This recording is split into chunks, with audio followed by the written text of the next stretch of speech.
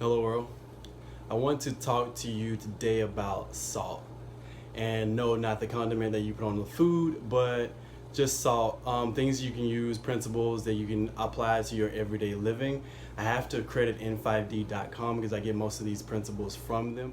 I want to bring them to you in a conversation as to how I use them in my life, and maybe you can tell me how you apply them to your everyday living. The first letter in this acronym is S, standing for surrender.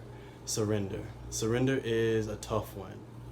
Surrendering is literally, physically, emotionally, spiritually letting go of things that you feel should be happening in your life, things that you want to happen for you that may not be happening and may have not manifested yet. Surrendering is something that you physically have to let go of, to let the world work, let the universe work, let God just work out the plan that He has for your life in accordance to the vision that you have for yourself.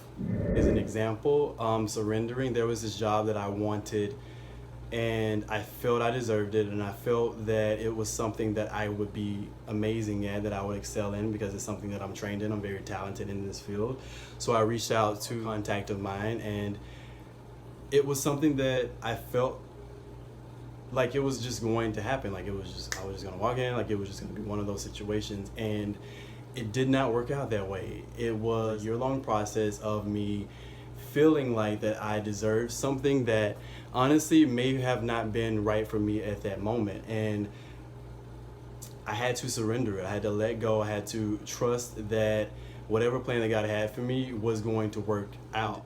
To be very honest with you, after I did that whole process, everything just kind of worked a little bit easier. I created a flow that was more so in alignment with what I wanted to see for my future. That was a process of letting go, of surrendering it to the world, to the universe, to God.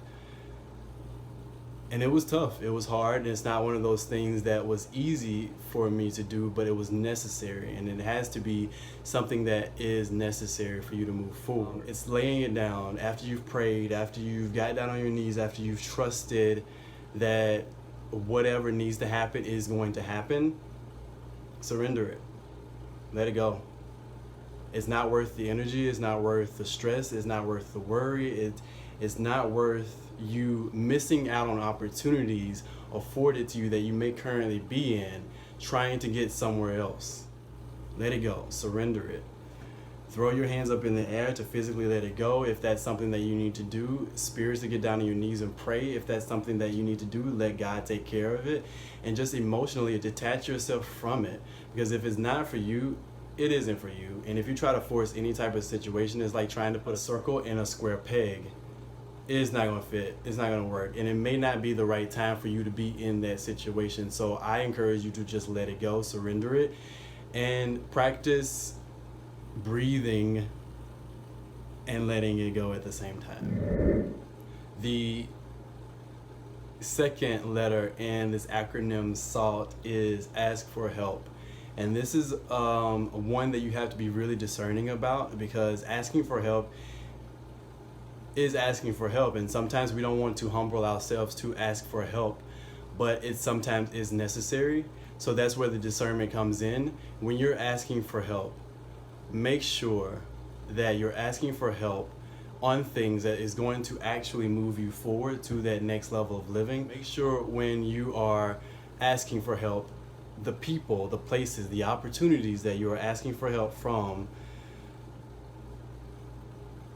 discern, decide, and make sure that these people, places, and opportunities are actually on your side.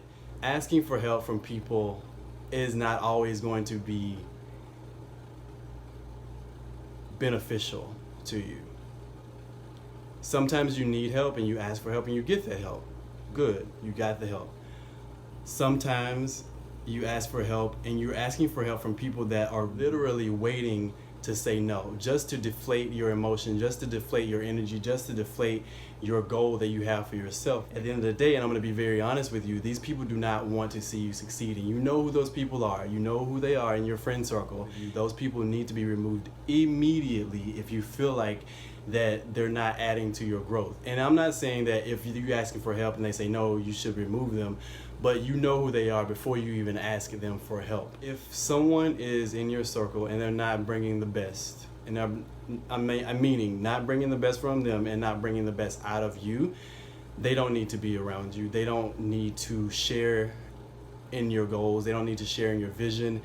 To be very clear, they need to be removed and filled with something else, filled with something like love, filled with something that is going to be encouraging, filled with someone that's going to encourage you and push you to move yourself forward. It may not always be the answer that you assume should be coming from that person, but if that person is giving you gold, if they're giving you tools to move yourself forward, keep those people around. If those people are rooting for you on the sidelines, keep those people around. If those people are wanting to work with you, keep those people around. Ask for help and know why you're asking for help. Make sure your intention is there first and foremost.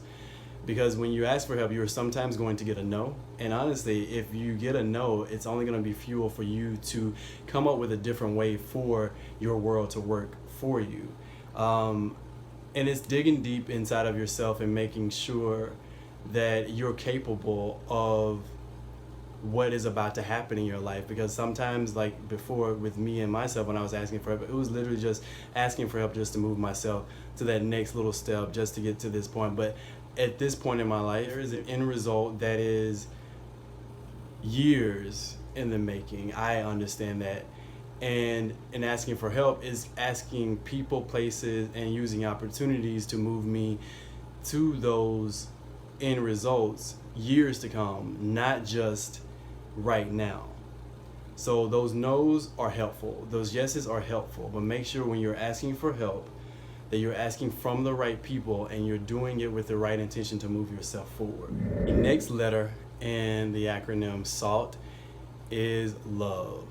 Love, love, love. Love is one of my favorite emotions. It's actually the only emotion that you should probably be emitting, but hey, that's just a level for you to get to. Love unconditionally, love without bound, love without any type of conditions placed upon it. Love because it's the right thing to do. Love those situations, those people, those experiences that may have left you shaken. Love those people, places, and experiences that move you forward. Love with the intention of being loved in a way that you see yourself. And if you see yourself surrounded by love, then that's what's going to happen. If you take all the love that is given to you and give it out without any type of requirements for something in return, that's the greatest love of all. So love and let it be. That's the best advice I can give to you. In this conversation, I want to make sure that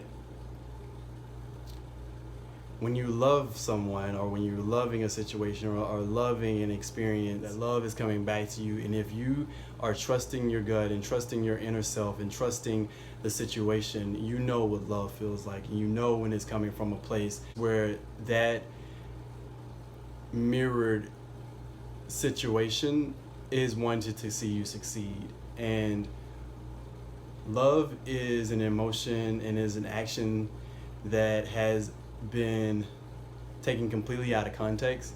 Is a very simple thing. Love because it's the right thing to do. Love because people need it. I need it, you need it, we all need it, and it's the only thing that is going to keep us in the end. The last letter in this situation, in this conversation, is T. Trust. Trust. Trust yourself first and foremost. Trust in your abilities, trust in your talents, trust in who you are as a person, and trust in the people around you. Trust in the experiences that you're going through. Trust in the opportunities that are afforded to you. Trust in a way that you know is going to work out, that you know that your life is moving forward, and that you know that after all is said and done, after you surrender the situation, after you've asked for help from the right people, and after you've loved every experience and every person and everything around you, trust that it's going to work out. Trust your God, trust your universe, trust the world, trust in people, that whatever their intention is for you, that is going to be good. Trust that.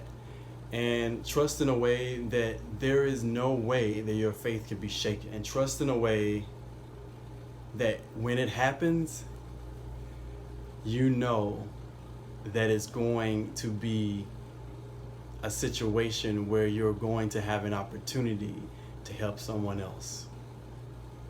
I encourage you to trust. And I'll go back to the beginning of that. Trust in yourself. Trust in who you are. Trust in who God made. Because like Chance the Rapper said, God does not make mistakes. Period. Whatever it is that you are supposed to be doing in your life, you will end up there. It doesn't matter. As long as you enter into every situation, into every experience, and welcome every opportunity with the intention that it is good and it is for you, the trust comes easy. So surrender it, ask for help, love, and trust. Salt.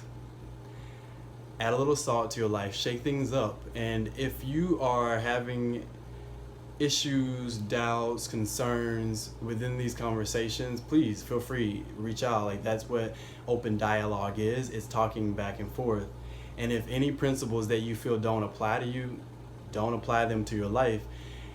Everyone has their own life path to lead, and your journey is yours alone.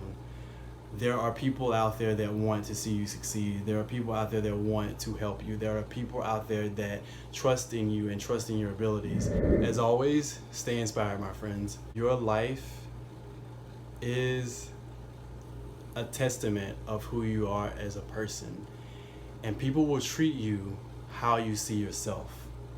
So see yourself as sovereign, and I guarantee you, sovereign is what you will receive.